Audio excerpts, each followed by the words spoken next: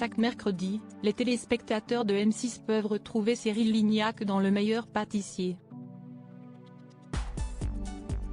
Avec Mercotte, ils sont chargés de juger les gâteaux des candidats. Comme à son habitude, le chef de 45 ans apporte sa bonne humeur. Mais, comme tout le monde, il a ses blessures dont une très profonde qui remonte à 2014. Si le public connaît bien le parcours professionnel de Cyril Lignac, qu'il met notamment en avant sur Instagram, sa vie privée est beaucoup plus secrète. L'acolyte de Mercotte préfère en effet rester discret. Mais ses fans les plus fidèles savent qu'en 2014, il a vécu l'une des pires épreuves de la vie. Il a en effet dû faire face à la mort de sa maman Janine dont il était très proche, durant l'été. Un drame qu'il n'avait évoqué qu'1 an plus tard tant cela était douloureux.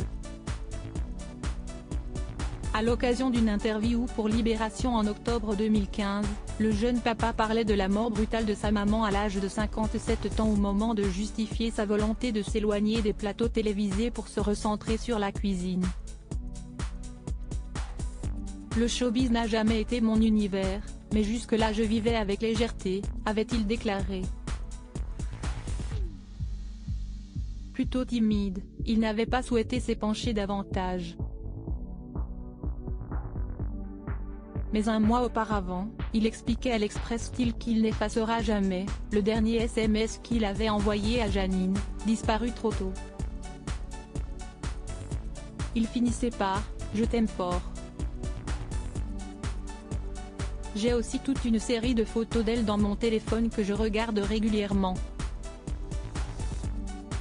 Elle m'apaise et me rappelle des souvenirs heureux dans l'Aveyron, s'était-il souvenu. En 2016, Cyril Lignac avait également accepté d'évoquer ce virage dans sa vie auprès de Télévision Mag, à l'occasion de la promotion du Meilleur Pâtissier. Je me suis retrouvé confronté à une vraie épreuve dans mon existence, ce qui n'avait jamais été le cas auparavant. Je me suis recentré sur l'essentiel. On apprend à vivre autrement, avec peut-être moins de légèreté, en prenant conscience des responsabilités que l'on a. Cela m'a touché au plus profond de moi-même. Je me suis posé des questions sur la vie, sur le temps qui passe. Puis la vie reprend le dessus. Je me dis qu'elle est là tout le temps, proche de moi.